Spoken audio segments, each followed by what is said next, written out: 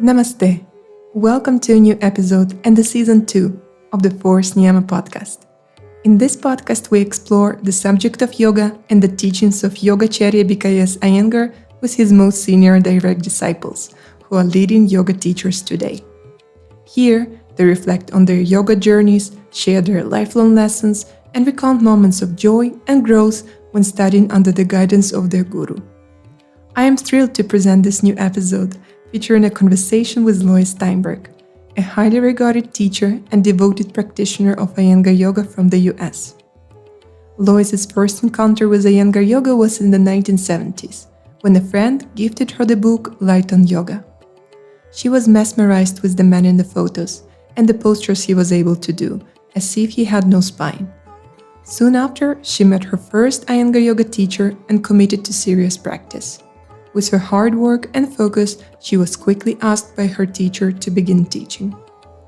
In December 1982, Lois made her first trip to the Ramamani Iyengar Memorial Yoga Institute in Pune and met the man from the book in person. She stayed at the institute for 1 year and studied directly under Guruji, Geeta Ji, and Prashantji. Since then, she made annual and extended journeys to study with the Iyengars in Pune. Lois has been teaching yoga for 46 years now and is a teacher to many teachers. She is based in Champaign-Urbana, Illinois, US, where she teaches at the Iyengar Yoga Center.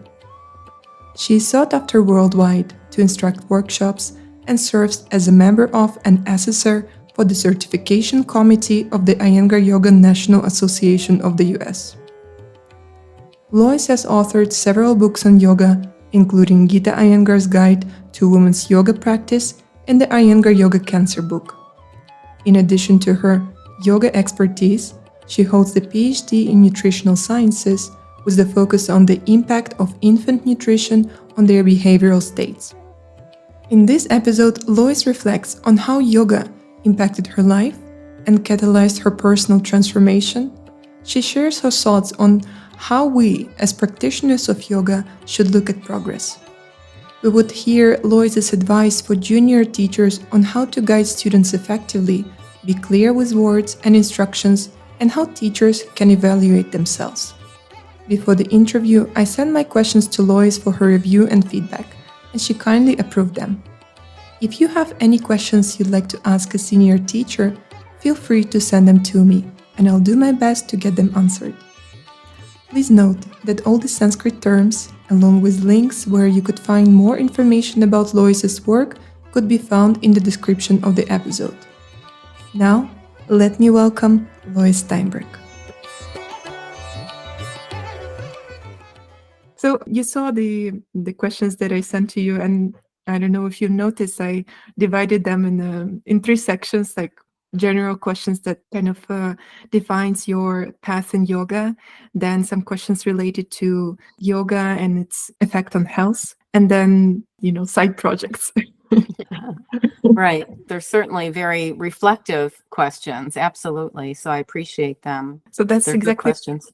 the aim, to capture these reflections and to capture the reflections from your journey, the insights, what we could learn from these stories, and what we could learn from the reflections and learnings and possibly unlearnings, and what could the practitioners today really learn from it and apply. Jumping ahead, but the biggest reflection of all is from BKS Iyengar, because his story is more profound than anybody's story. And I have talked about this in other settings many times with my own students, or I even told the story when Abi, his granddaughter, was having a chit chat with the students, and somebody in the audience came up and pointed out my story of my last interview with Guruji, and I shared it with the group, and in front of Abi, which was impactful. But I feel like my personal journey, the hardships, or anybody's journey, really was nothing compared to Guruji's evolution. And you read his, I'm sorry to jump into this because it's kind of it's kind of like, I don't feel like my journey is worth it, but and we can get to that, of course. But Guruji's is most fantastic. And so he was very ill in 2013, and everybody said, this is it, this was the end. And Patricia Walden and I decided to go just for a week to see him. We thought it would be the last time, and to ask him, what are we going to do when you're no more? What are we going to do without you? And I prepared some questions, and I arrived without him knowing, and he was shocked, and because it was a time of year I don't normally come. And he actually said, oh, you're here just for me to teach you. I'm not going to teach you. And I'm like, no, no, no. And he didn't understand why I was there. I arrived first. And the weird thing was, he was on his deathbed, and I arrived, and there he was in the hall looking great, doing standing poses. And his skin was as lustrous as like a teenager's. And I started to do standing poses to get grounded, and I'd, be doing my pose, and I'd see him. He's doing the same pose a million times better than me when he was on his deathbed. And they said it was his first time back in the practice hall. He had been practicing at home. They had been bringing props to him, but he was back in the hall doing these strong standing poses, supported at the trestle and the grill on each side. He was supported, but it was so strong and powerful. And then the next day, Patricia had arrived, and then we had asked him for a private audience, and we purposely scheduled it on a Sunday when no other students would be at the Institute. It would be quiet. And he agreed to that. He was very curious. Why did we come just for this week? And so he was there before we arrived even. He was really curious. He was there in the lobby, and I proceeded with my question. Guruji, it's, I framed it around what I was saying now. Guruji, you're so robust. It's great to see you practicing so strong after you had been so unwell. But we want to know what we're going to do without you.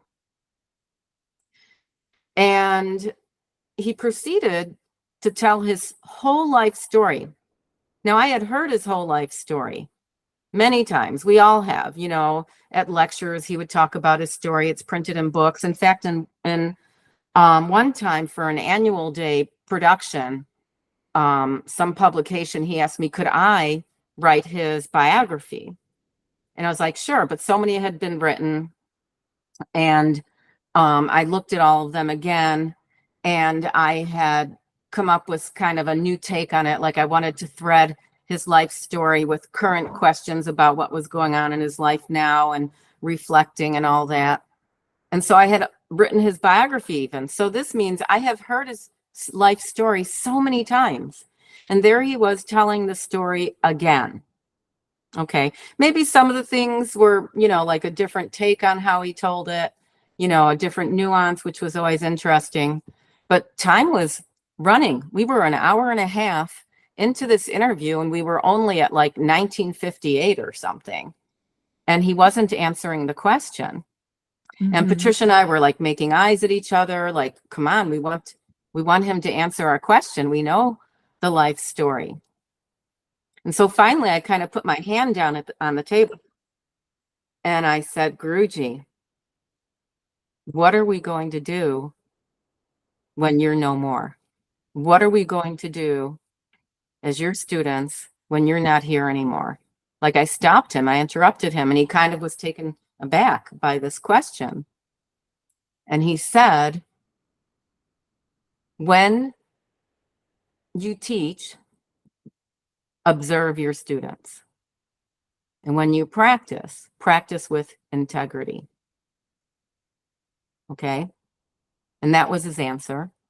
And then he proceeded, because during that week, Patricia had a problem with her forearm that she couldn't do arm balance, and he had noticed that problem in the practice. And so he addressed it, and he treated it right there. And she no longer had pain when she did Adho Mukha Vriksasan, only Guruji. And then, we didn't want to take up any more of his time, and we got up, and, Indians don't express themselves in the way that we in the West can express, like, oh, I love you and blah, blah, blah, and, you know, all the hugging and kissing. They don't do that. But Guruji looked at us. We were standing, the three of us, very close. And he said, I love you. And we were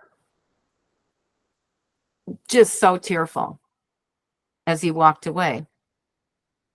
And then I was listening to the interview after, and I was thinking, you know, I would transcribe this.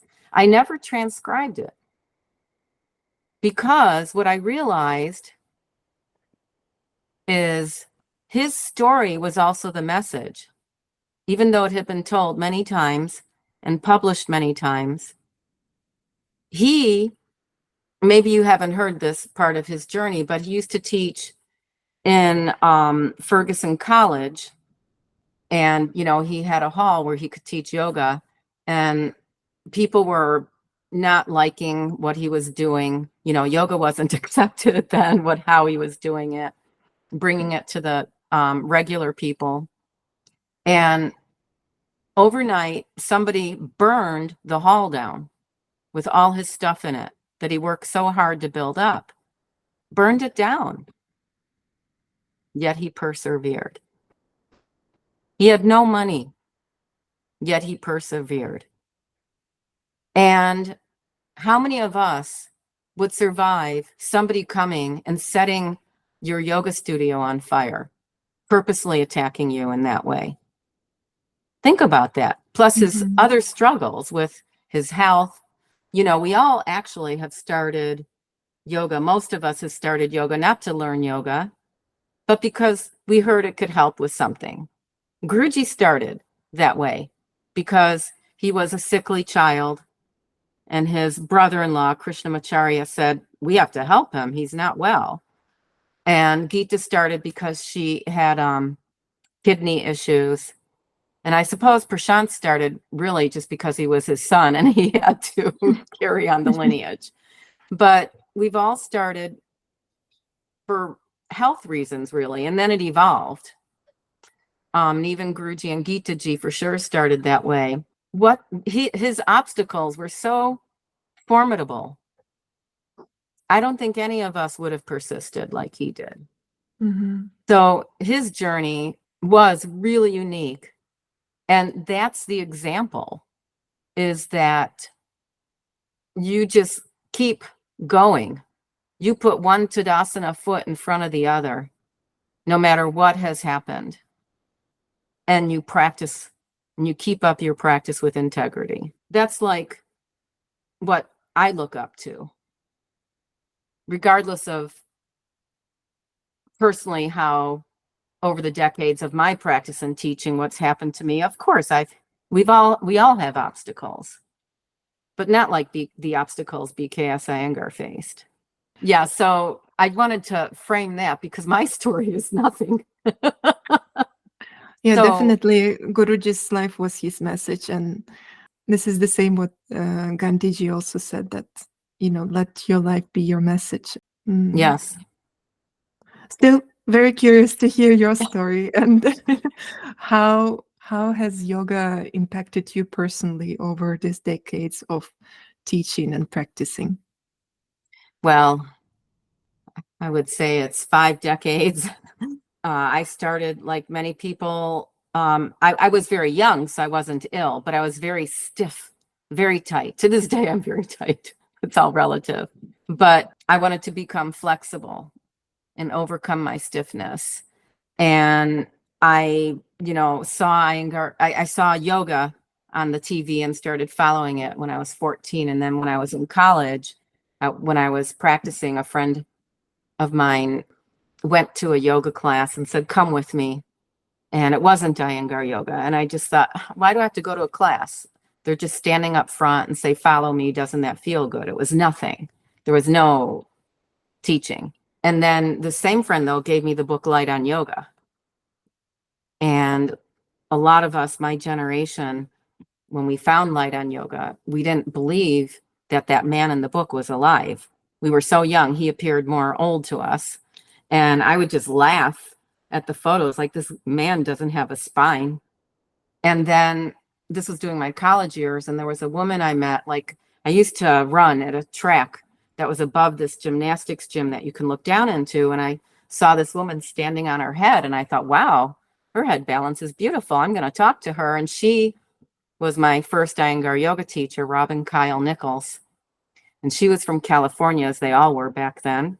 I live in the Midwest, and, you know, coastal areas. Still to this day, there's more yoga centers on the coast. I'm in the middle of the country. And so I went with her to study with her teacher, who had studied with Geeta S. Iyengar. And I stayed for 2 weeks, and I was totally hooked, addicted, and got deeper and deeper into the practice that way. And the same woman forced me to teach, which I had no desire to do. You know, back then, teaching yoga was not a profession at all. There was no desire to become a yoga teacher, but she forced me. And that forcing only taught me, I think, as we all have learned, when you start to try to teach what you think you know about yoga, you realize you know nothing.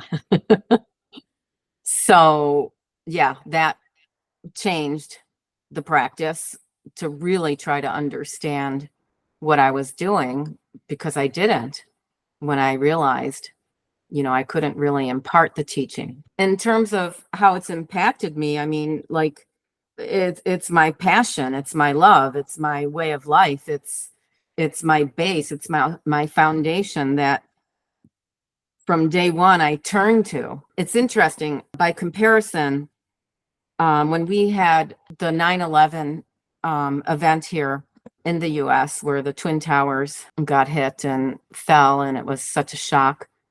It happened on a Tuesday, and on Tuesday I teach an advanced level class to this day, followed by an introductory level class. And the advanced level class, everybody showed up. Everybody was in such shock. They knew they had to go to yoga. They knew they had to get on their mat and be grounded. Nobody showed up for the beginner class. And in fact, some of them sent me a message saying, sorry, I didn't come to class. I didn't think it was right to go to a yoga class during this tragedy. So that's the difference between a raw beginner who, you know, to them, it's almost like a whimsy, you know, that they're just doing it for fun. Whereas the regular practitioners knew that this is what you do. You get on your mat and you face it. I feel that that has never changed. You know, from day one, I was, you know, had no doubt. I roll out of bed, I do pranayama. I do some other stuff, and then I do my practice, and then I do my practice again. You know, I was very enthusiastic. And during those days, I also had another life. I, you know, was a student, and then I worked. You know, I was not going to be a professional yoga teacher. Yes, I was teaching yoga, but that wasn't going to be my profession. First, my profession was in social service, and then I went back to grad school, and I was in academics. And then finally, from the time I was 14, when I was working, I started working actually when I was 8, until about 36, 37, I was always having this professional career, and yoga was something I always did. That wasn't my career, but I was teaching yoga in the mornings. I was teaching yoga in the evenings. I was teaching yoga on the weekends while I was working. It was like, you know, crazy, because you're young and you can do so much. But at one point, I really wanted to get out of academics, and I didn't have the gumption to think that I could just do yoga, even though I've always done it. And when I put this question to Ramanan Patel, actually, I was visiting the West Coast and having dinner, and a friend of mine was trying to convince me, yes, you can leave and do yoga. But the way I framed it was, I don't know if I can just do yoga.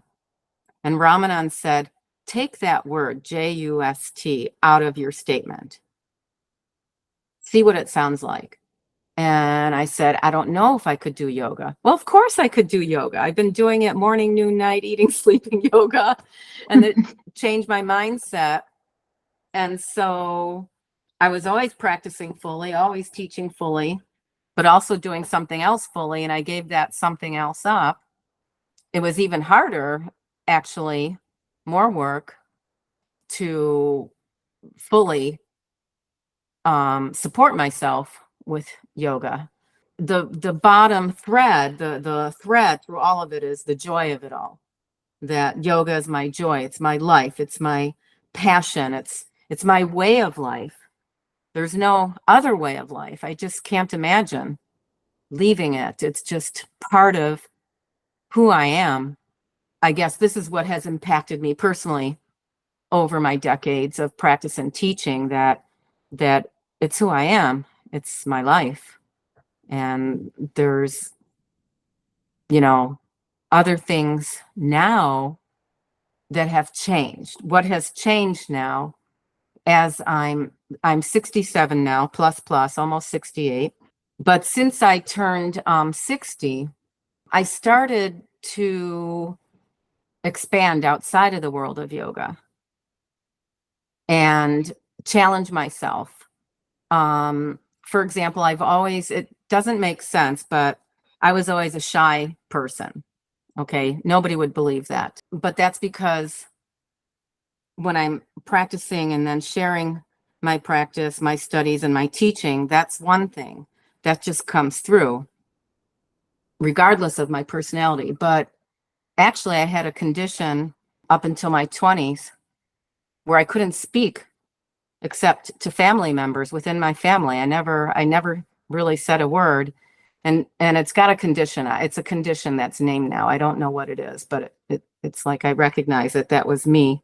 And I know, like, family friends of my mom, when I've seen them, they're like, gosh, you would never say anything. In fact, my first grade teacher called home at the end of the school year, and I picked up the phone. And my mother tells a story that the teacher said, that's the first time I heard Lois's voice. And, after a whole year of school. And I could never stand up for myself. I remember I spent most of my third grade out in the hallway as some boys were teasing me who sat in front and back. And I always got blamed because I didn't ever say anything. And so I got thrown out. I spent most of the school year out in the hallway. She was a mean teacher. But anyway, in college, I opened up more and tried to overcome my shyness. But I still have this basic trait. And so I took up tango to learn to overcome this shyness. And also I loved it. It was beautiful. And so I've taken up tango and I still do it. And I've been doing it now, I guess, for 7 years, minus 4 of the pandemic. And wherever I go, even in Krakow, I know a place to go for tango. Know the teachers there, and everywhere I went, I would go and study with the teacher. So I took this up. And then I also took up swimming. That I had a fear of water and I had a fear of fish. And after I went on a trip with a very famous underwater shark photographer, internationally renowned, she invited me on a trip to swim with over 300 whale sharks in the Gulf when they congregate to eat the plankton. And so I didn't tell her of my fear of fish, let alone these fish are 60 feet long, the females. They're purple with white polka dots. They're pretty amazing. And the males are smaller. I didn't say anything about my fear. I just wanted to go. It sounded exciting. And we got a VIP treatment because she's so famous. But I didn't know that somebody told her, do you know what you're getting into with Lois? I didn't know she was told this, that I have this big fear. But I just jumped in the water and did it. And then I realized after 5 days of this, it was an amazing experience jumping in, and there's 300 whale sharks all around you, and they're gentle giants and they're beautiful. And I decided it was time. I needed to overcome my fear of swimming, the water, and fish. And so I started taking swim lessons. And to this day, I still have a coach. And I am very proud that I'm swimming 1 mile 3 days a week, nonstop. And so I'm just saying that this is what, I've done. Still, I have my yoga base. That's never going to change. But I wanted to expand my consciousness in other ways at this point in my life, at this age I'm at, and open myself up to different kinds of challenges and new experiences and different uses of my body. The practice is first and foremost. It's always there. It's first and foremost. I get on my mat no matter what is, facing me. But I've also wanted to not become rigid. And, older people, as we age, when you become old, you can get, even young people too, they get stuck in their ways and rigid. And I think it can happen more so as you age. And I didn't want to go that route. I wanted to keep my mind more expansive and not just in the realm of yoga. How do you do this effectively in this fast-paced world that we live today, with evolving technologies, with everything just changing so fast, with this high level of uncertainty? What are the key things that you would recommend to every yoga practitioner to expand the mind, to be flexible up until the old age? Well, to always keep an eye on the yamas and niyamas.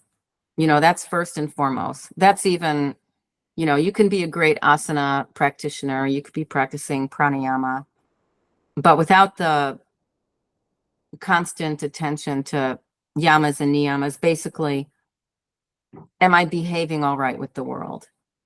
And how am I with myself? In a nutshell, the yamas and the niyamas. How are you behaving with the world? How do you behave with yourself? That you have to pay attention to all the time. That you have to give care to, not to lose sight of that. Otherwise, there's no foundation.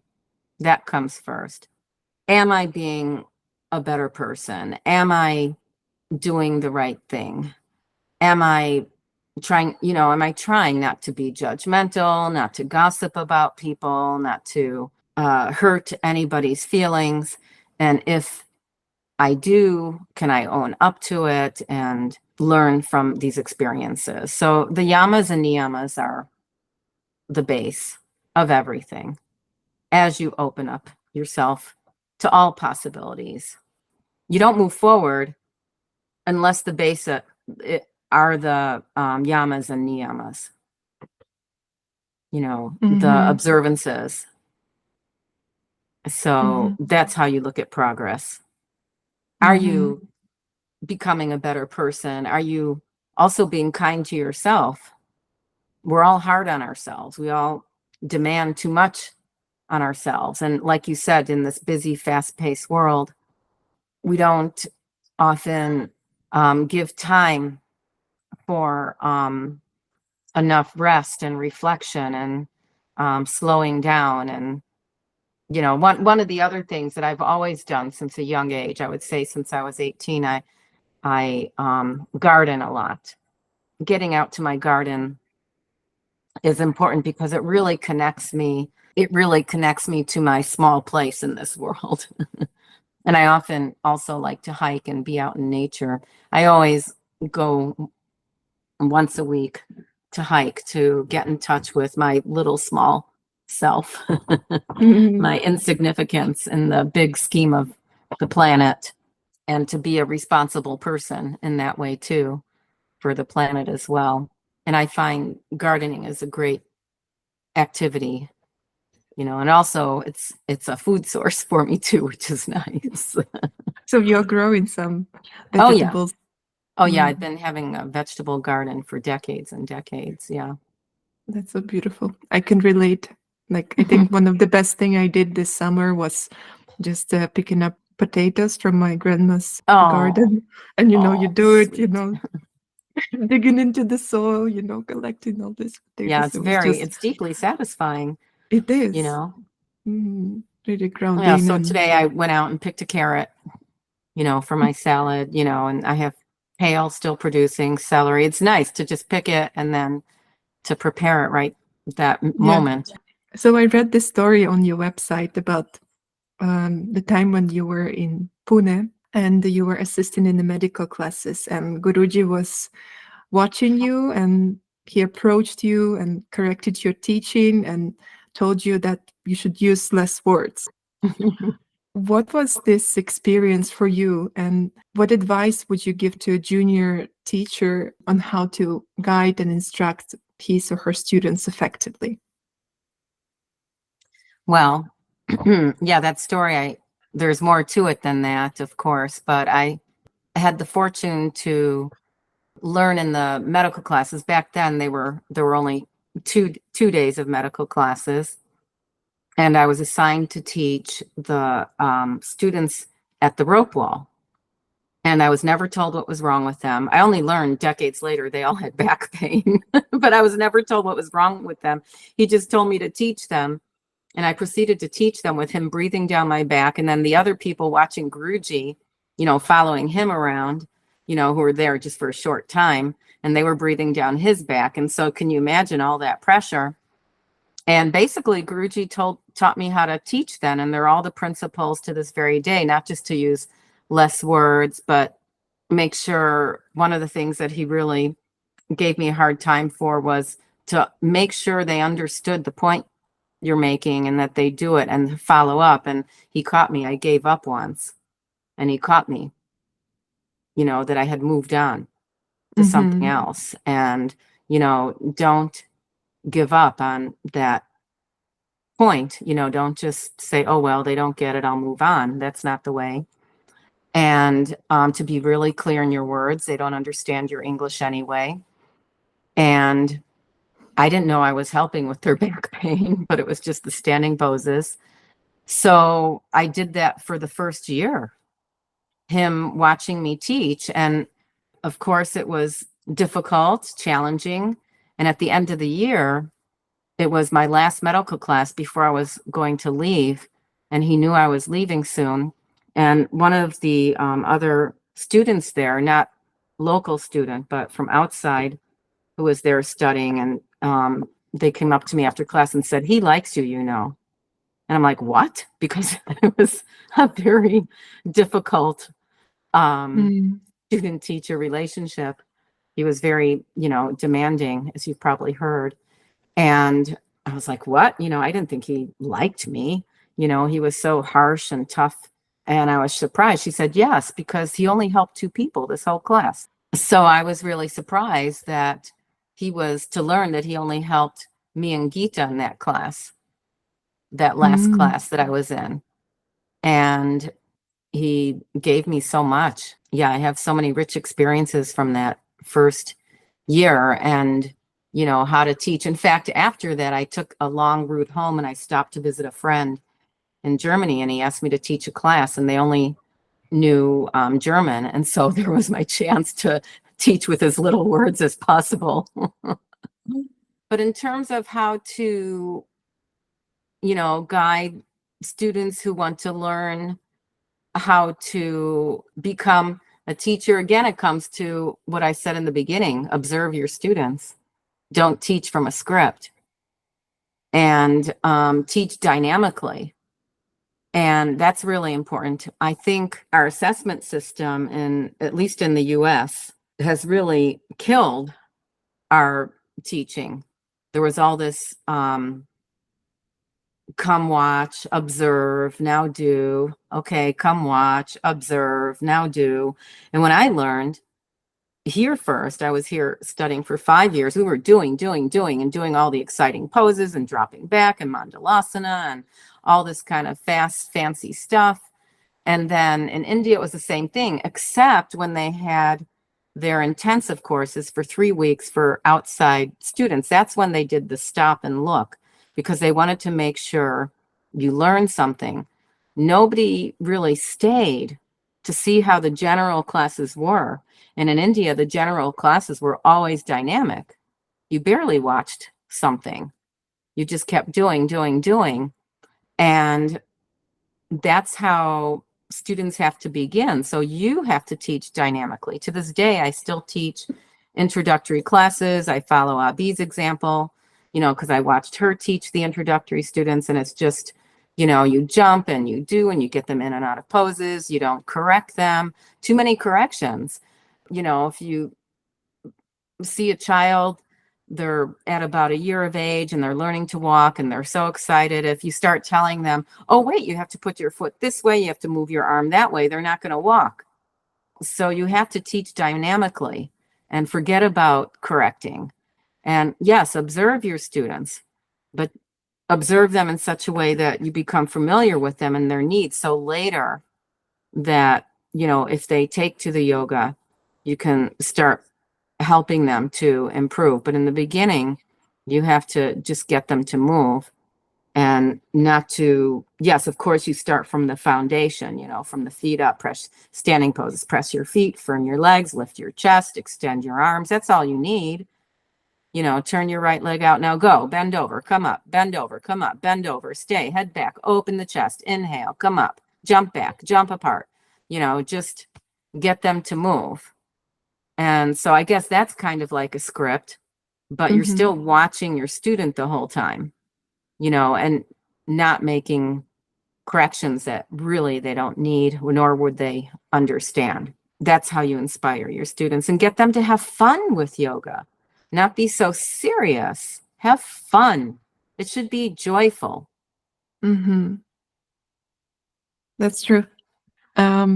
Speaking about the teacher and teacher evaluation of themselves, how one could understand whether they're a good teacher or a bad teacher. What was it for you, first of all, when you For me were personally, at the beginning of your teaching journey?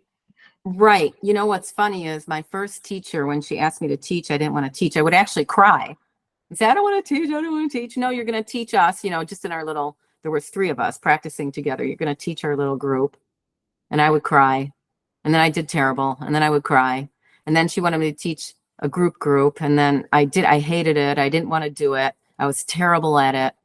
About 10 years later, one of the students told me, we went to Robin and we told her you were terrible. And she said, oh no, you just wait. Well, but this was already 10 years later. And I would say I was already improved. And I think one of the reasons is that while I was in graduate school, I actually was working in the university to teach yoga. They got it for course credit. It was in the Department of Kinesiology. And I would have to give the students exams. And there were 40 students every class. They would take 2 days a week, Monday, Wednesday, or Tuesday, Thursday. And it was an hour and a half just for 8 weeks. And then a new batch would start. So I did that for 9 years. So multiply all those students, and that means I taught over 3,000 students in groups of 40 at a time. And because it was at the university, they were required to fill out an evaluation form.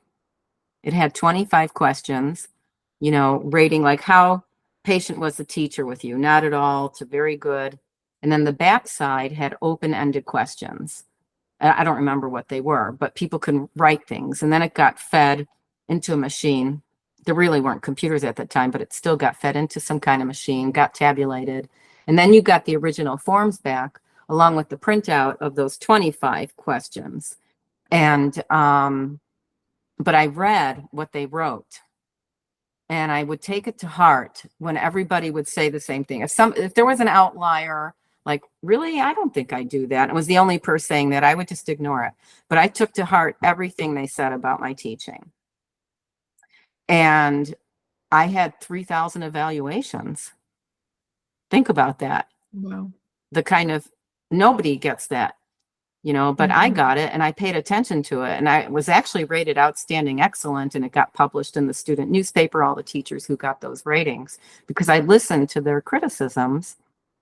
And to this day, when I'm helping my teachers, like, for example, now I have what I call an intermediate 3 class that I used to teach, but I gave it up. And my aspiring level 3 teachers teach that class. And so I ask the students to write 3 things that you liked about their teaching, just open-ended, and write up to 3 things that they could improve about their teaching. So it's the same thing, the critique coming from the student itself. is more important, I think. And when people, again, are saying the same thing, pay attention. It's hard to evaluate yourself, but when you get the feedback from the people you're teaching, that's the evaluation. You have to be open to that kind of criticism, and don't pay attention to something that strikes you as odd, that nobody else is saying that. Don't get, maybe it's hurtful, but maybe it's also odd and nobody else is saying that. So don't get caught up in something like that and feel bad about yourself, but be open to what they're saying. If it's very similar things. And basically the bottom line of that is the students evaluate you, and that tells you how to become a better teacher, how to improve, in my opinion. Yeah, that's how it happened for me.